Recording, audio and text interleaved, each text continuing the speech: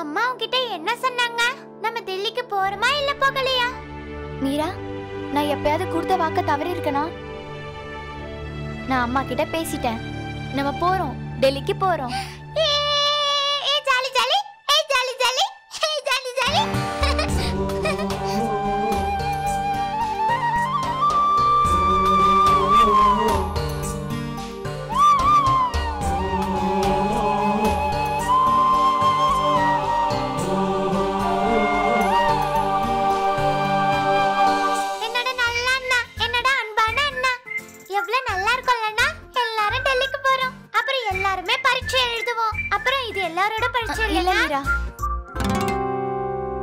எல்லாருமே இல்ல, நம்ம 2 பேர் மட்டும் தான் போறோம். அண்ணா அம்மாவும் பாட்டியும் வரலையா?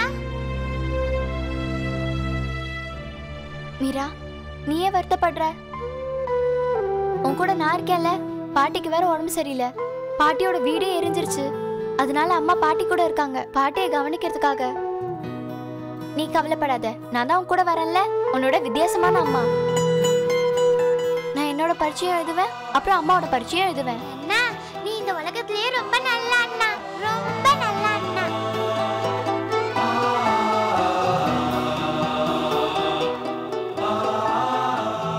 அண்ணா எவ்வளவு நல்லா இருக்கும்ல. அங்க நான் கிளாஸ் ரூம்ல உட்கார்ந்துட்டு டிவியை பார்த்துக்கிட்டே படிப்பேன். அங்க எல்லார்கிட்டயும் கம்ஃபர்ட்டியும் இருக்கு. இனிமே என்கிட்டயும் கம்ஃபர்ட்டி இருக்கும்.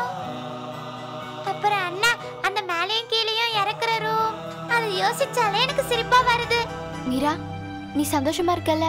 இல்லண்ணா, நான் சந்தோஷமா இல்ல, நான் ரொம்ப சந்தோஷமா இருக்கேன். இவ்வளவு சந்தோஷமா இருக்கேன்.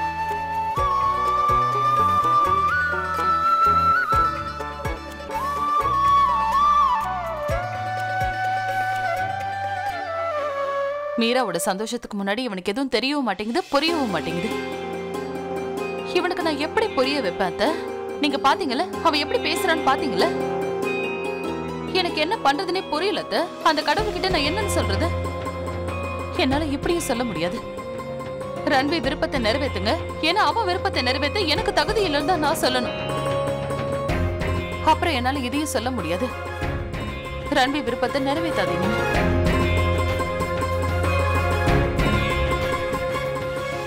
ஏன்னா அத்தை,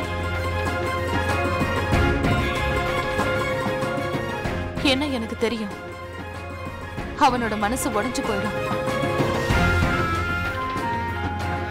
அப்படி நடக்க நான் விரும்பல. அது கடைசியில ரன்வி தான் அத கஷ்டப்படுவான். அதனால அவனை இங்கேயே நான் தடுத்து நிறுத்தணும் தான் அத நினைக்கிறேன். ஆனா என்னால அதுவும் பண்ண முடியல. புரியவே மாட்டேங்குது. அத நீங்களே ஏதாவது ஒண்ணு சொல்லுங்க, எனக்கு எந்த வழியுமே புரியல. ஆமா ரத்னா, நான் உனக்கு என்னன்னு சொல்றது? எனக்கே ஒன்னும் புரிய மாட்டேங்குதுமா, என்ன பண்றதுன்னு. கடவுள் என்னோட கேள்விக்கு பதில் கொடுத்துட்டாருன்னு எப்பெல்லாம் நான் நினைச்சுக்கிறேனோ, அப்ப கடவுள் இன்னொரு கேள்வியும் கொண்டு வந்து நிறுத்திடுறாரு. நாம இந்த வாழ்க்கையை வாழறதுக்கு தினம் தினம் பெரிய போராட்டங்களை சந்திக்க வேண்டியிருக்கு. இங்க பாருமா ரத்னா,